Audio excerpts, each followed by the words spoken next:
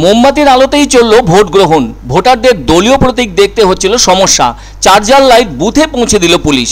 নির্বাচনে ভোট গ্রহণে ব্যবহৃত হচ্ছে ইভিএম।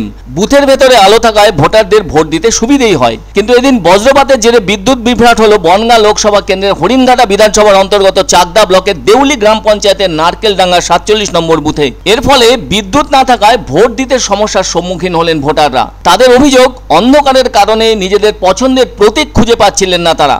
কেননা কিছু সময় আগে বজ্রপাতের জেরে এবং ঝড় বৃষ্টির কারণে বিদ্যুৎ চলে গিয়ে বুথের ভেতরটা অন্ধকারে যেন মেখে যায়, যার জন্য ভোটাররা কোনোভাবেই তাদের পছন্দের দলীয় প্রতীক চিহ্নটি ওই ইভিএম এর ভেতর সেভাবে দেখতে পাচ্ছিলেন না। এর ফলে ভোট দিতে গিয়ে হিমশিম খাচ্ছিলেন ভোটাররা। কেন বিশেষভাবে আলোর ব্যবস্থা করা হয়নি জেলা প্রশাসন থেকে তা নিয়েও প্রশ্ন উঠেছে। বলা যায় এদিনের বজ্রপাতে বিদ্যুৎ বিচ্ছিন্ন দেউলি অঞ্চলের নারকেলডাঙ্গা গ্রাম। আর বিদ্যুৎ যখন আসবে তখনই ভোট নেওয়া হবে, এমনটা হলে তো অনেক রাত হয়ে যাবে। যা দিনের কাজ তা রাতের দিকে চলে গেলে বিস্তর সমস্যা দেখা দেবে। তখন তো প্রধান সমস্যা দেখা দিতে পারে গন্ডগোলের, আবার ছাপ্পা ভোটেরও ঘটনা ঘটার সম্ভাবনা বেশি। সব মিলিয়ে একটা খিচুড়িময় পরিবেশ দেখা দিতে পারে।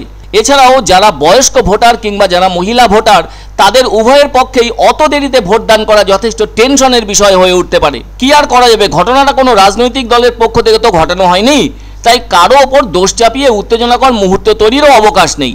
এখন বাজ পড়ে অনেকটা এলাকা নিয়ে লোডশেডিং হয়েছে, এগুলো এমার্জেন্সি হিসেবে ঠিক করা দরকার।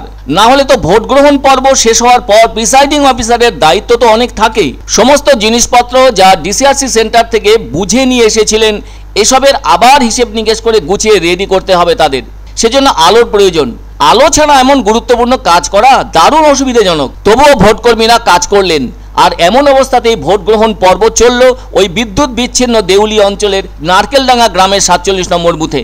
তবুও এমন ভুতুড়ে পরিবেশের মধ্যেও ভোট দিচ্ছেন ভোটাররা। এমন অবস্থা প্রত্যক্ষ করেও কিন্তু তাদের মনে হয়নি ভোট না দিয়ে বাড়ি চলে যাওয়ার কথা। আসলে দেশের প্রত্যেকটি নাগরিকের কাছে গণতান্ত্রিক অধিকার একটা মূল্যবোধের মতো। দেশের সরকার গড়ার যেন গুরুদায়িত্ব তাদের হাতে।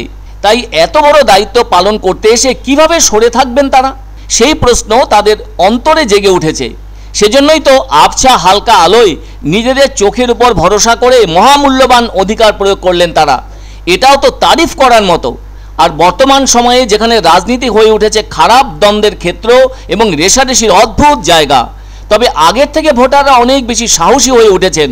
তাই বোধহয় সেই সাহসের উপর ভর করে বিশ্বাস রেখেই এদিন ওই গ্রামাঞ্চলের বুথে বন্ধা আলোর মধ্যেও ভোট দিলেন ভোটাররা। এমন আগ্রহ প্রকৃত গণতন্ত্রকেই মনে করায়। বিরক্ত হলেও সাবাস দিতেই হয় তাদের। বাজ পড়েছে মনে হচ্ছে ইলেকট্রিকের ট্রান্সফরমার, সেই জন্য ভোট এখন বন্ধ আছে। চার্জারের মাধ্যমে আমরা চালানোর চেষ্টা করছি।